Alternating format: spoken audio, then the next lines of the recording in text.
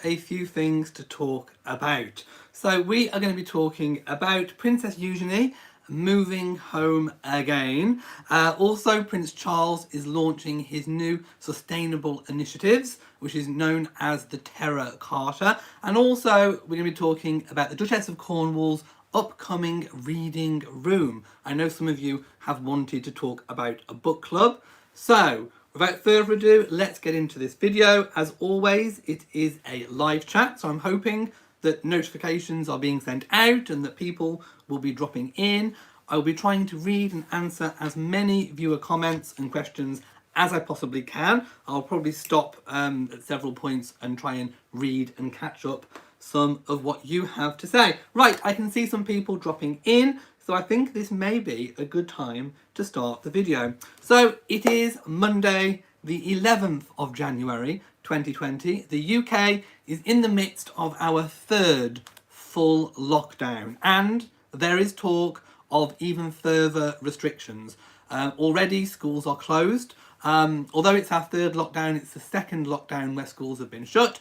They're talking about making restrictions even more stringent here in the UK. There's even talk possibly about only being allowed to leave your house once a week. Fortunately, that hasn't happened yet, but maybe it's needed. I don't know. So certainly for the foreseeable future, there will be no in-person royal engagements. Any engagements that do take place will be via a video link. So that's basically what we're facing with for at least maybe the first quarter of 2021. Right, I'm going to move on to the very, very first story.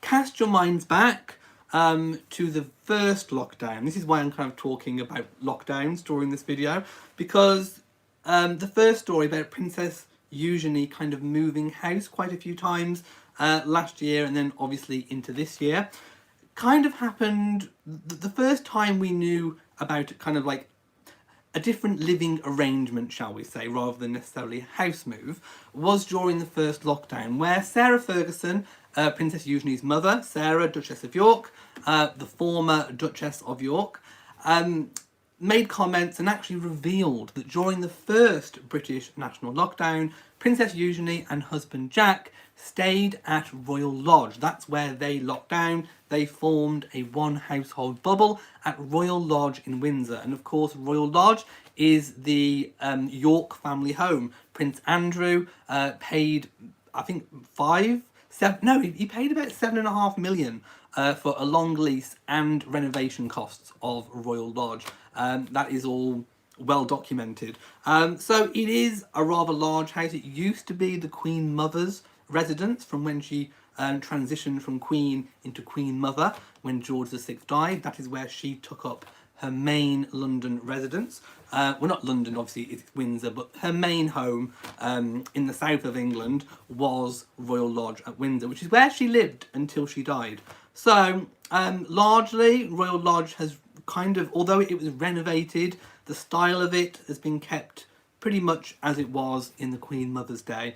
Plenty of room, plenty of space, lots of land. Of course, you've got the Windsor Great Park to take exercise. So it's not a bad choice to be locked down. If I was going to choose somewhere and I had access to it, I would probably also make the same choice as Princess Eugenie and Jack. Of course, normally they reside at Kensington Palace in Ivy Cottage, which is not too far away from Diana's old apartments and Nottingham Cottage, where William and Catherine lived before they got their bigger apartment, and of course where Harry and Meghan lived when they very, very first got married before they moved to Frogmore. Then we had reports of moving vans at Frogmore, and then out of nowhere came the news that Eugenie and Jack had moved into Frogmore Cottage. Then it was kind of announced that there was a private arrangement between Harry and Meghan, Eugenie and Jack, of course, Princess Eugenie and Prince Harry being very, very close in terms of family. They are very, very, very, very close, always have had a good relationship. Then we had the news that they'd stayed there for about 6 weeks, and then pretty much after the news broke that they were staying at Frogmore, they moved back.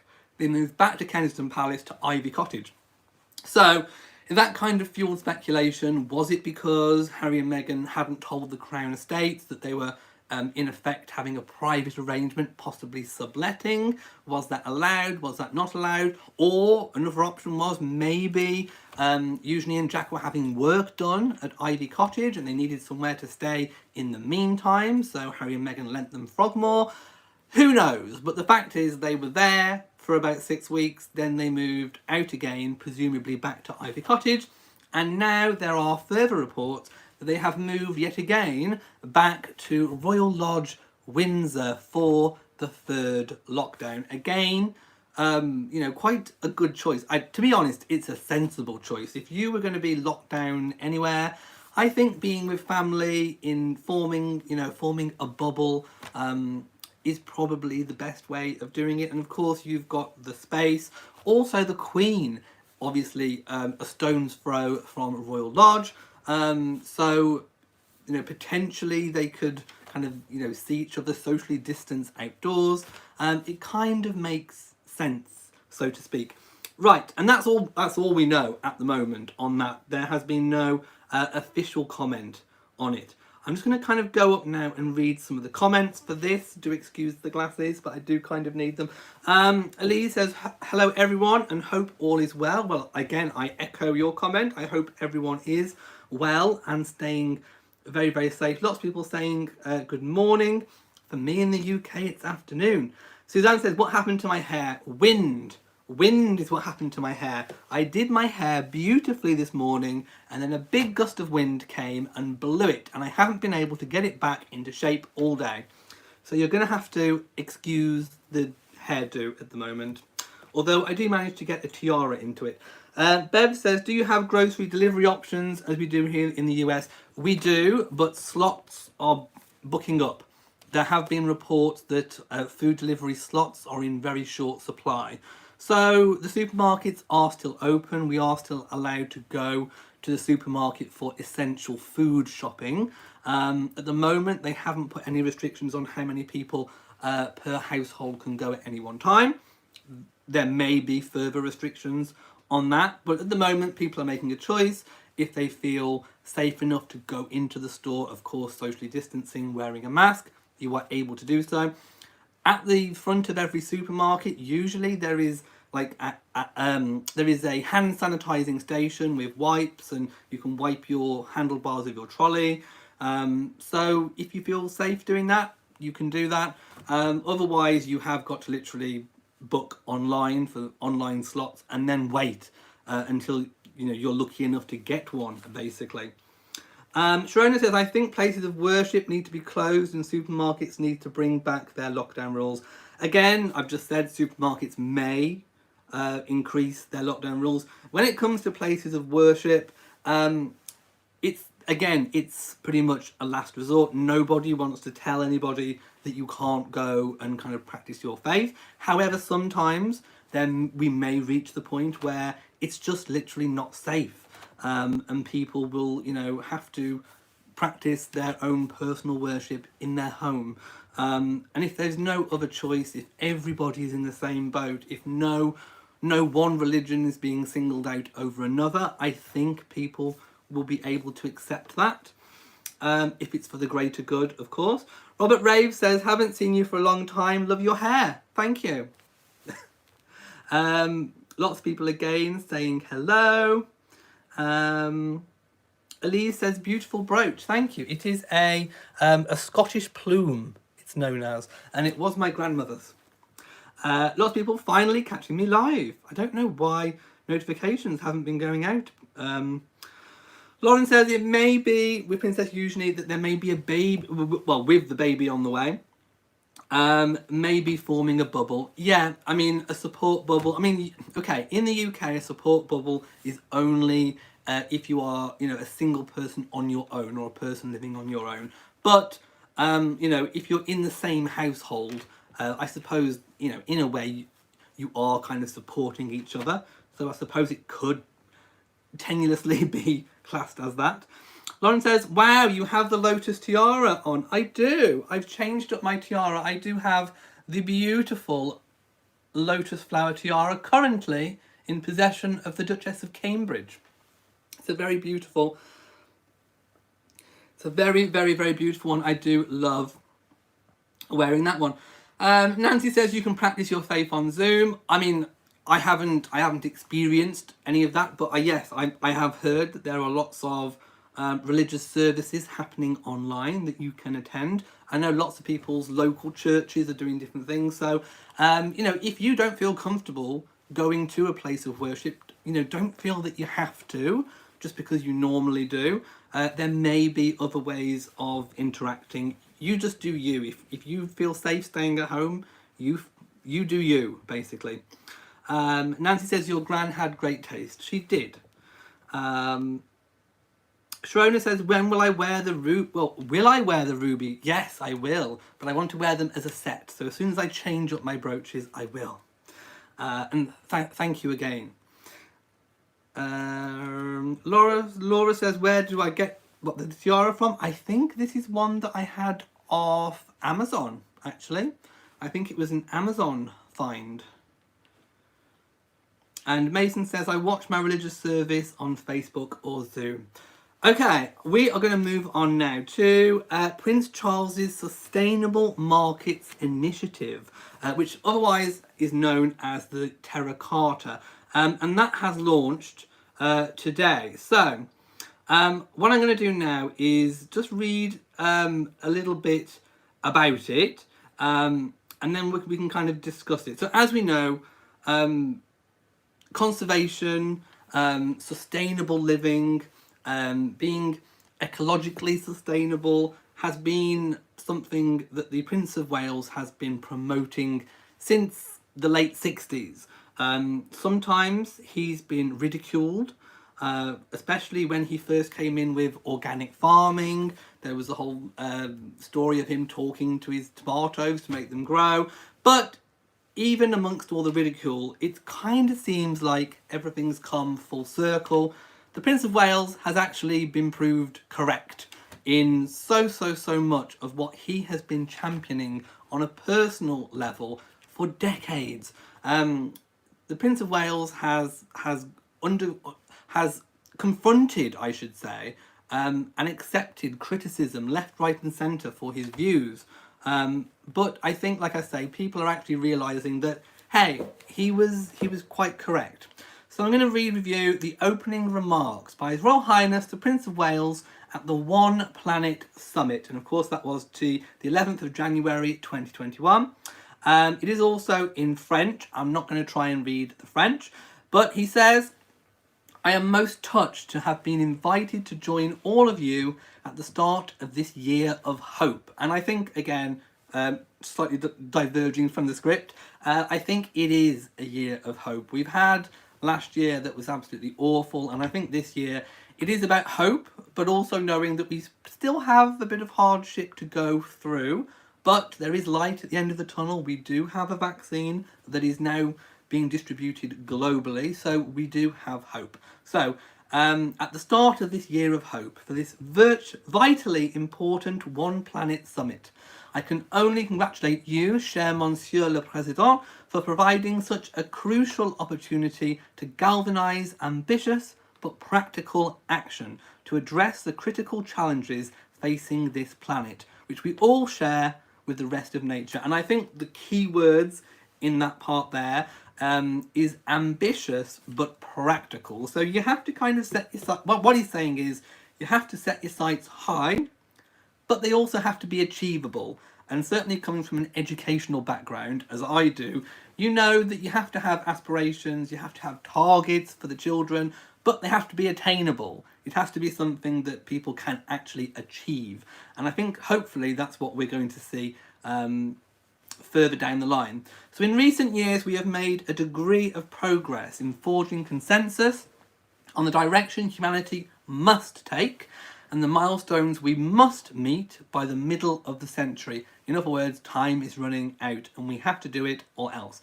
Our hope is that these milestones can be elaborated still further in the Convention on Biological Diversity Conference in China later this year, and at the COP26 in the UK in November. So a few key few conventions and dates coming up this year. However, consensuses and intention, goals and targets are only the first steps. The next, although long overdue, must be an extraordinary practical effort to mobilise the financial resources, technical ingenuity and institutional innovation required to pursue them. This reminds me very, very much of Prince William's Earthshot Prize. So I think the work that Prince of Wales is doing is going to tie in very, very nicely with Prince William and the Earthshot Prize. And don't forget, Prince William is going to become, we think, hopefully one day, the Prince of Wales. Of course, being the Prince of Wales is not automatic, it has to be conferred. So, I think there will be a continuation of work from William, from what Charles is doing through down to William, and also vice versa as well. What William is doing is kind of playing very, very much into what Charles is doing. I can see that there is lots of teamwork and possibly communication going on right there. So he continues, this is why a year ago at Davos, I launched my Sustainable Markets Initiative to put people and planet at the heart of global value creation. It was born of my heartfelt belief that the only possible solution to the challenges facing our planet lies in working in harmony with nature's own economy rather than against it. Harmony. I'm pulling that word out because Prince Charles wrote a book, I don't know, was it 20 years ago? I do have it upstairs, and it was called Harmony, and it was very, very much about working with nature, working with nature's own economy. And in doing that, you can actually gain so much. It even plays into financial markets. You can run a system of commerce even with working with nature. The green economy really is a big thing. I'm going to miss out the bits that he's written in French for obvious reasons, but the translation is, last January, none of us could have anticipated the devastating pandemic, so true, which was about to unfold, or its horrifying impact on lives and livelihoods everywhere. Today, reflecting on all that we have endured together, it is more clear than ever that human health and planetary health are fundamentally interconnected. And again, if you've read Prince Charles's Harmony book, he pretty much, that is what he's talking about. So again, Prince Charles, very, very much ahead of the curve. He has been speaking about this kind of thing for years and years and years. And again, he has been proved correct. Over the past year, through my Sustainable Markets Initiative, I have convened global leaders as part of the coalition of the willing from across industries and almost every sector of the economy, and challenged them to identify ways to set our planet on a fundamentally more sustainable trajectory. So again, we saw last year Prince Charles doing so much with video calls. We never truly get to know what work goes on behind the scenes until sometimes it's announced, sometimes it's never announced. Obviously, we know that Prince Charles was working hard during lockdown when he was up at Burke Hall. He has been convening with global leaders as part of a coalition of the willing. So again, so much work going on behind the scenes from the Prince of Wales. Today, I am making an urgent appeal to leaders from all sectors and from around the world to join us in this endeavour and to give their support to this Terra Carta to bring prosperity into harmony with nature, people and planet over the coming decade. I can only encourage in particular those in industry and finance to provide practical leadership to this common project, as only they are able to mobilise the innovation scale and resources are required to transform our global economy. So again, what they're saying is unless companies think think that it is financially viable, we aren't going to see any change. So Prince Charles has identified that big business, big corporations have to be at the forefront of basically changing the way that we do things. While the Terra Carta outlines 10 areas for action, with our focus today, a key area must be accelerating the transition of carbon-intensive land use and scaling investment in the restoration of natural capital. So again, carbon-intensive land use, maybe a nod also to how we might be feeding a growing population as well. Nature-based solutions such as restoring soil, forests and grasslands, wetlands and agricultural lands, and marine ecosystems can protect and restore biodiversity while also helping to reduce emissions as natural carbon sinks. Carbon pricing, carbon offsetting, and making natural capital an investment theme could have a significant impact in driving the capital required to bring about scale. For instance, the nature-based carbon offset market is expected to expand significantly as a result of the growing number of companies committed to net zero targets. And that is one thing that has become a lot more of a common concept is carbon offsetting. One thing that I would like to see within the royal household in particular is that we know that the royal family have to do a lot of travel. Transport is key in what they do. Sometimes a Zoom call, a video call, does not replace being there in person, which is why foreign tours in particular are vitally important.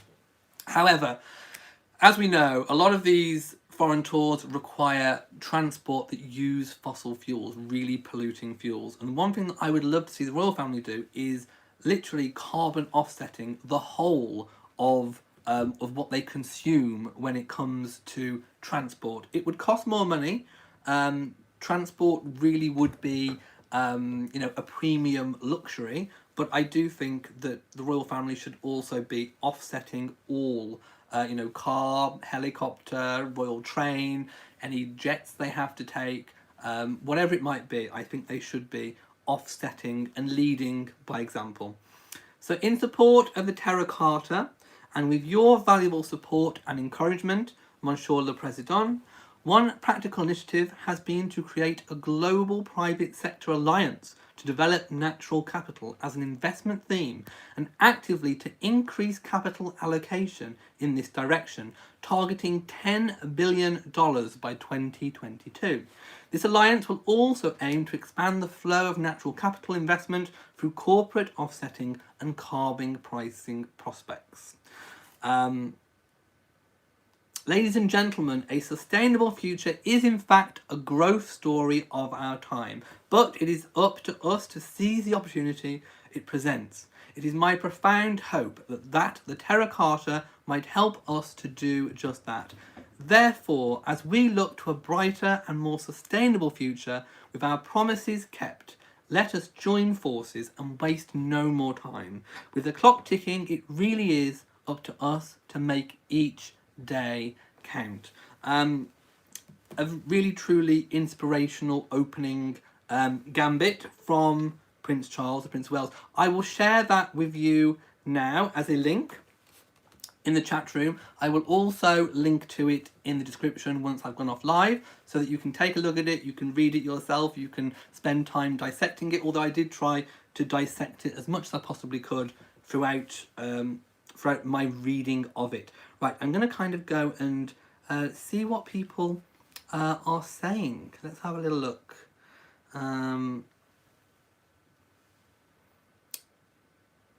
Nancy says, are you opening gifts next video? You have yet to. I still haven't been to the PO box. We are in full lockdown, literally. Lauren says, have you been watching the series of Channel 5 about the royal palaces? If it's new, no, but I'm not sure whether they're repeats, because I have seen a series on all the royal palaces previously. I'm not quite sure what else they could possibly say about them. Becky says, in the States, we started the year with violence and insurrection. True. Betsy says, Prince Charles is a wonderful person and you are so lucky to have him in the UK. I've always said, you know how sometimes kings or queens are kind of given a bit of a moniker? I always think Prince Charles will be known as Charles the Conscientious. Anthony says, Prince Charles respects the rules of nature and observes them. He does. Nancy says, does he have to be confirmed in Wales and learn Welsh? How do you really spell it? Prince William. So, as we know, when Prince Charles, I mean, if you've all watched The Crown, that kind of depiction of Charles's investiture as the Prince of Wales was kind of accurate. It was almost pretty much spot on. So yes, a Prince of Wales. Remember, Wales is a principality. So so Prince Charles was instructed in the basics of Welsh, of course, that the ability to be able to give speeches in Wales should the situation be required. And it's expected that if William is conferred that princely status, the Prince of Wales style, that he would probably have to do the same kind of thing. In terms of an investiture ceremony, we don't know if we will see the likes of Prince Charles's investiture ceremony again. It was a big undertaking, it was very costly. So again, we'll have to wait and see what's decided when obviously Charles becomes king and the Prince of Wales title becomes vacant. Becky says, I think it's an incredible idea for the two to support the same causes in addition to their personal charities. Again, very different initiatives, but they work together. They are kind of one in the same, a bit like yin and yang. They kind of fit together, they mold together well, one supports the other. And again, to draw a word from one of Prince Charles's words, they work in harmony together.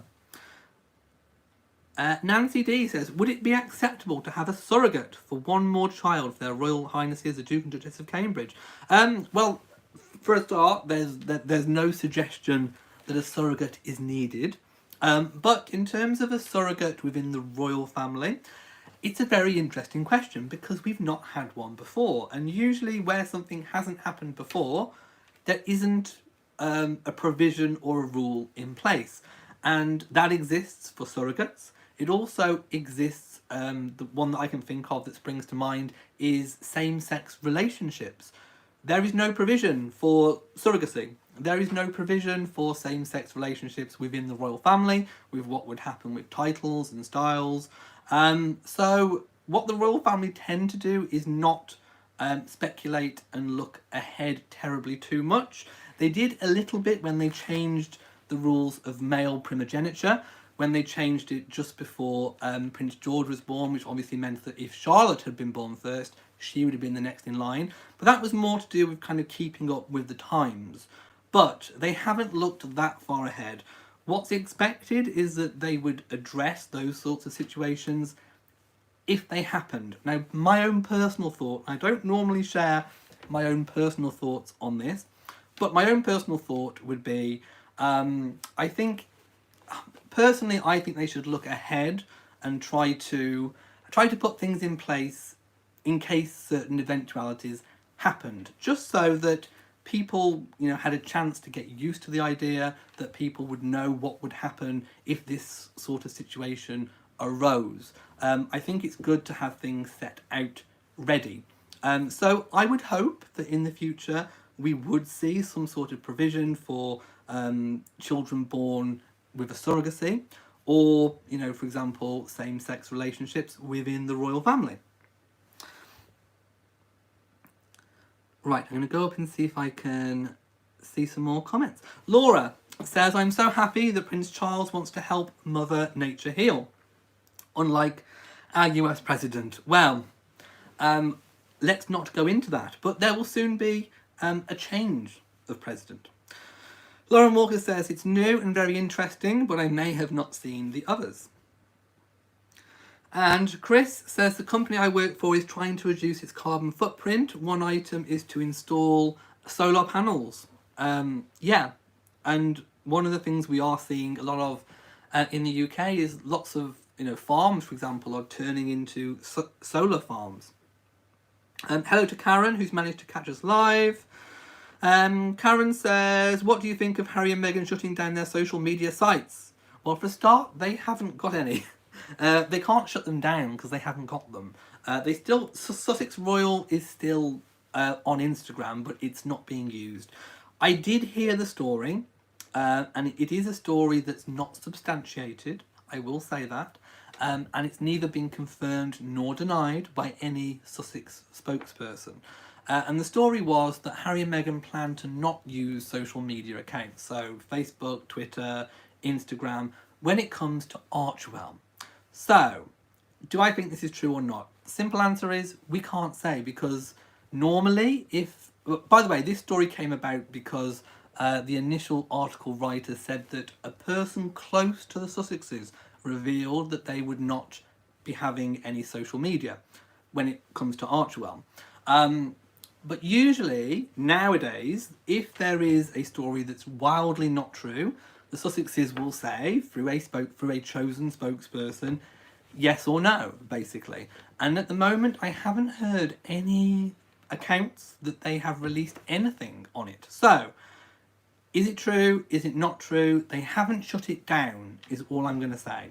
However, what we have seen recently is, of course, Meghan's association with the Clever coffee brand. And of course, she sent a package of the Clever coffee to Oprah Winfrey, who has millions and millions and millions of Instagram followers. Oprah Winfrey then took to Instagram to show the world the Clever coffee brand, therefore getting out the brand to millions and millions and millions of her followers. So whether or not they plan to use social media directly or indirectly, we are going to have to wait and see on that one. Lady Buckingham says, if William is not installed as Prince of Wales, then Wales is not a principality. Oh, no. Wales is always a principality, whether or not it has a current Prince of Wales or not. There have been times where the heir to the throne has not been conferred the Prince of Wales. So Wales still remains a principality, even if there is no actual person holding that title at the time. Nancy says, just my opinion, but I hope the Duke and Duchess of Sussex, if they're stripped of their titles, will Prince Harry still be a prince? I hope Her Majesty lasts longer than the Queen Mother. Well, again, I'm not going to get terribly into too much detail about this because we do have this 1 year review coming up. But what we do know is that at the time of the hashtag Sandringham Summit, the Queen made no kind of hints that any titles would be stripped or taken away. It would also have to be an Act of Parliament, I think, to remove the dukedom. The HRH could be stripped by letters patent, but again, there's been no indication currently that will or will not or is likely to happen. We will have to wait and see. If anything, I think that could be guided perhaps by government, although government might not be the ones that necessarily have to initiate it. They might look at perhaps constitutional issues that may evolve or revolve from what's happening, and they might request that things are done or not done. They may have a feeling one way or the other, but again, we haven't got long to wait. I mean, literally the end of March, beginning of April is when this kind of review is likely to take place.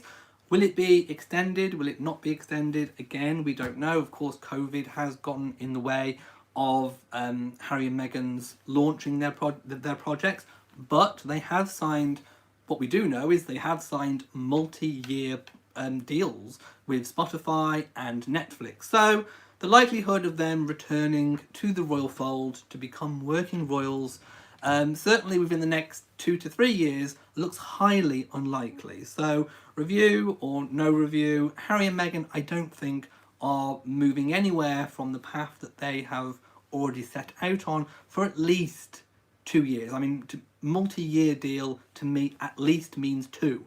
So they've signed multi-year deals. So I don't think they will be coming back anytime soon in terms of resuming royal duties anyway.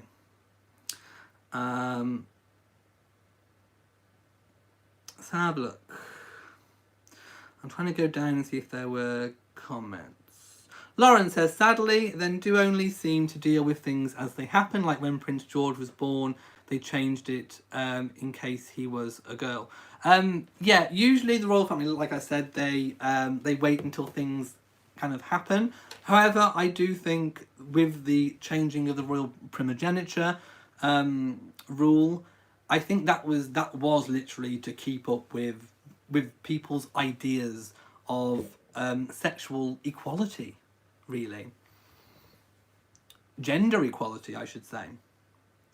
Lauren says, I don't think they would manage without social media in today's age. Well, Harry and Meghan have been talking a lot about social media and the pitfalls of it. So whether or not they want to support social media, Instagram, Facebook, with their own presence on it remains to be seen. They do have their website.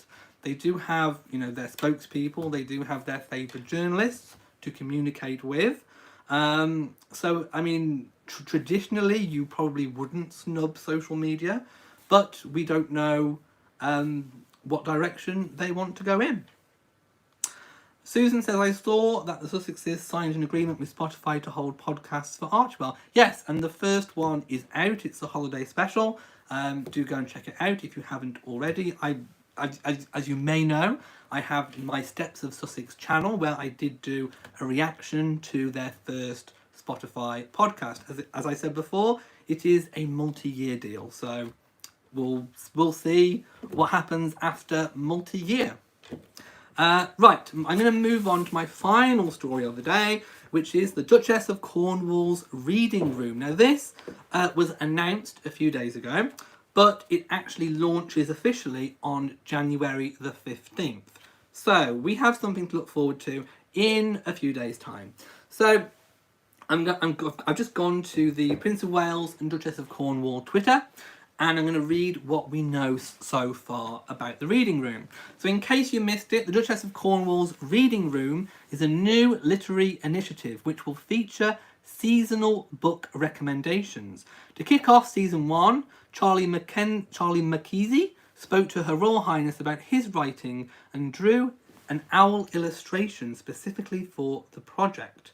There is a home of the reading room on Instagram, so follow the account to stay up to date with new posts and recommended reads. Season 1 of the Duchess of Cornwall's reading room will be revealed on the 15th of January, so definitely something to look out for. Now, I have gone to the Instagram account, and I will again post the link to this in the description box, and I'll post it here for you as well.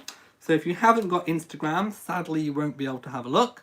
But if I just kind of turn the screen around and show you, there are a few posts already. And it looks like the first book that has been recommended is The Boy, the Mole, the Fox and the Horse. And that was by Charlie Mackenzie. So there's quite a few Instagram posts about that. It currently has 30.1 thousand followers. The account is following 14 and they have 10 posts. So a lot of you said to me, why don't I resume my book club? Well, it seems like Camilla's done it for us. And I actually quite like the idea of having a seasonal, an amount of seasonal books. We don't know how many she's going to, recommend per season. Will it be 10 per season and people can kind of choose what they want to read and then obviously read it at their own pace? And then come together and will there be a forum, for example, to be able to come together and for people to talk about the books? I don't know. Like I said, it's launching January the 15th. So I will take a look at that as soon as I am able. By the way, I've just clicked follow. So I am now following that Instagram account. Let me know what you think. Do you think the reading room is a good idea? Will you be joining it? Will you be following it? Betsy says, I love the video about the Clarence House Book Club.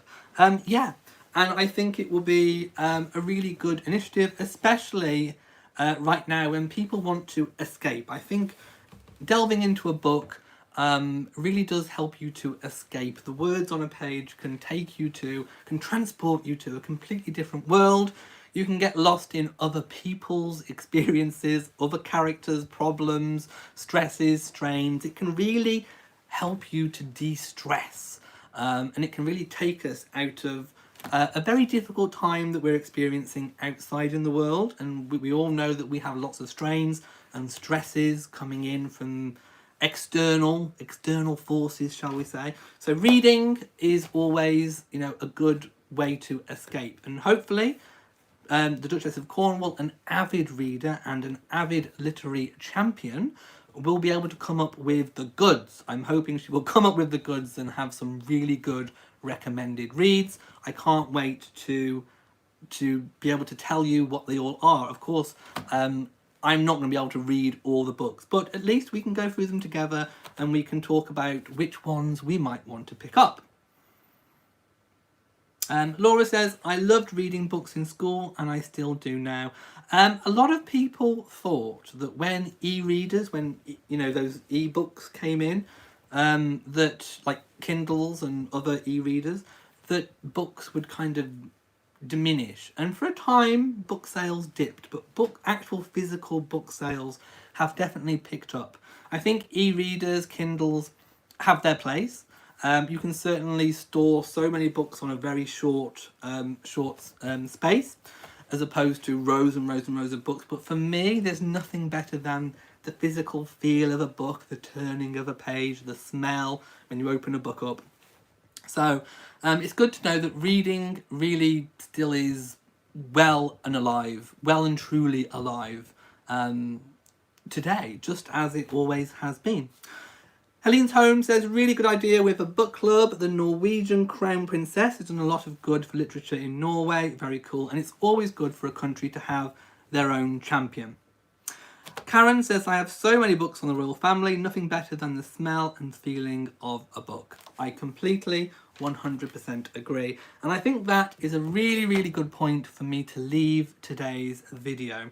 So if you have enjoyed today's video, please give it a big old thumbs up. Don't forget to share on social media, and also do hit the bell so that you know whenever I upload a new video. Also, if you have any comments or questions on anything that I have spoken about today, leave a message in the comment section below. So, from me in Shropshire, mwah, to you all, and goodbye.